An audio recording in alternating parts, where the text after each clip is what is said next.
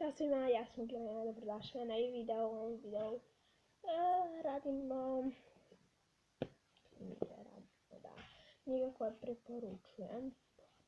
Uglavnom, izbacila sam vas za video zašto nema videa.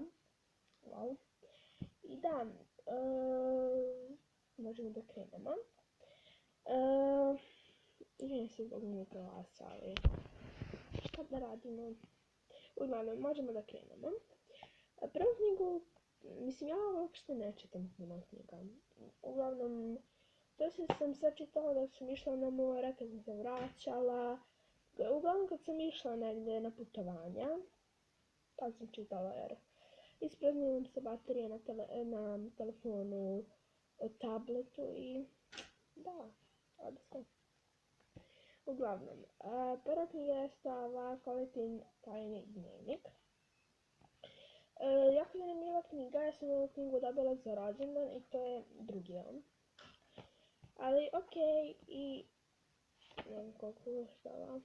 Aha, koštala je 580 I da, i jako odlična knjiga, to se radi kako jedna grupa na koledžu osnovali svoj, kako da kažem, novinarski klub i onda pišu novine u raznim tračevima, nekim stvarima. Jedna Violeta iskorišćava priliku da nađe, da čita tajni dnevnik kod Caramel. Tako da, jako zanimljiva. I meni se jako sviđa što je, kako kažem, onako kao slikovnici, mislim, vidite, ima kao neka slova, onda jako imaju neke dve strane koje su potpuno samo slike, sad ću vam pokazati. Evo vidite, tako da nema tu puno ni da se čita, tako da odlično je. Zatim, ajde ovu. Ellen sve žurke, neprijatnosti, kućni ljubimci na tajnom zadatku, Karen Makobi. Ovu knjigu sam pročitala za zimski raspust, pa sam ponovo pročitala kad sam išla na more jer imam više puno lektira nego običnih knjiga, tako da sam isto odlučila, ali treba da kupim neke, ali neki koji su, na primjer, od Zoele. Tako da da, ovoj knjizi se radi kako, ne bih sad mogla da vam kažem jer onda bi vam otkrila cijelu knjigu, ali hajde reći vam. Radi se u toj knjizi kako dve najbolje drugarice se druže i onda ta jedna najbolja drugarica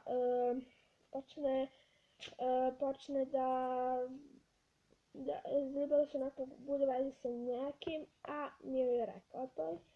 Uglavnom ima svačega, to je jedan mali delić. Onda imamo tu monstrunsku školu, Lizzie Harrison. Debela je knjiga, jako debela, tako da nju sam čitala baš dugo, jer mi iskreno bilo mrzelo da čitam ovoliku knjigu. Ali uspjela sam na kraju da pročitam. U ovoj knjizi se radi kako to su kao vampire, mogu da kažem, jedna je devojka lepa, vikog tela, ali zelena poput peperminta. I ima dve najbolje drugarice, jedna vukrlačica koja skriva krzno i vampiricom koja skriva oči. Jako zanimljiva knjiga i svašta će prolaziti, onda se sretne sa normalnim ljudima i da, ne znam šta je to, da, okej. Hajdemo sada sa jednom tanjom knjigom, pošto su nam ostale samo još dve. Dnevnici Charlija Smola, Grad gorila. Sveska broj 1, ovdje sam pročitala. Meni je jako zanimljiva knjiga i vidite ovo kako su radili, jako zanimljivo. vidite. I onda tako jako zanimljivo, kao baš onako stari listo, evo je tu neka zmija. Sad ćemo ovdje pročitati. Priča u ovoj svesci je to do te mere živopisna. I neki kažu da je ovo istinita priča. Samo da vam kažem, ako nađete ovu svesku, molim vas, čuvajte je. Ovo je jedini zapis o mojim izvanrednim avanturama. Zovem se Charlie Small i star sam bar 400 godina. Ali za sve te godine nisam odrastao. Nešto se, znate, desilo kad mi je bilo 8 godina. Nešto ni sada ne razumijem. Pošao sam na putovanje i ja pokušavam da nađem put kući. I mada sad tečno govorim jezik. Govorila, mogu da pljunem 100 metara daleko i da se krećem tropskom šumom. Njišci se na lijanama i dalje izgleda kao 8-godišnji dečak koji ne biste ni primetili kad prođete pored njega u ulici.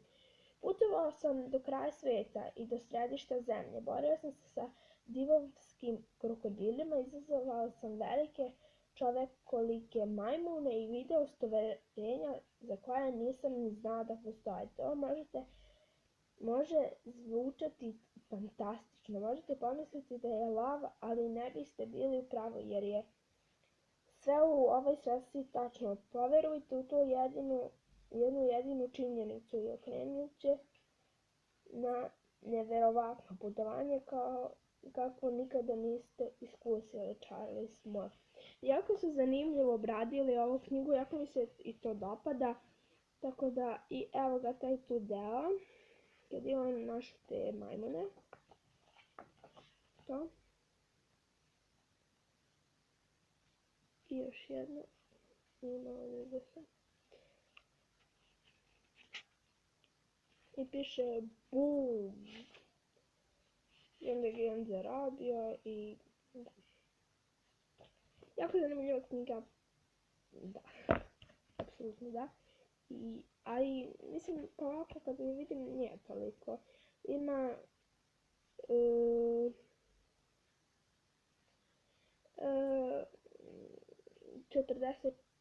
144 strane, ali mislim da vredi pročitati i meni jako, kad sam pročitala tako da mnogo mi je bilo zanimljivo i da to što sam ja pročitala nije sve, ima tu još dešavanja.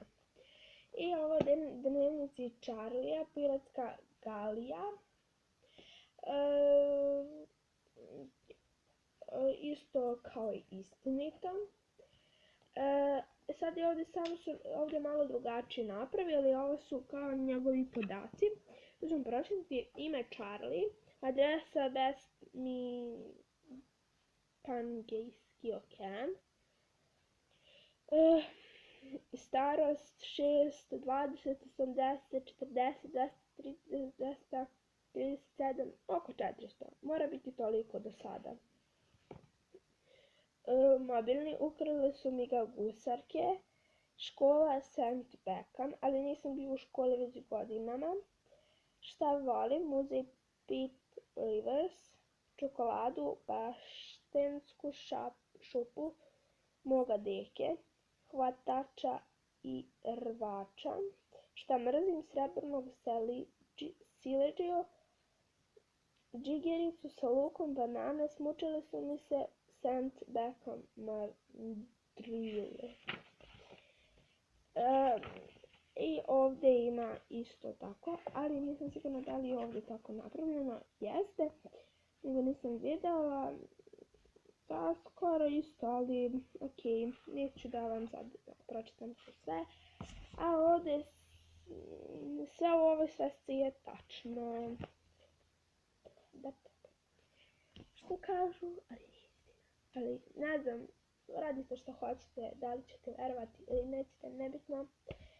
Tako da, ako vam se sviđa ovaj video, lajkujte ga, subscribe-ite se na moj kanal, komentarišite i da, ako se nije stavio ovaj video, vidim neće biti određeni kad će da se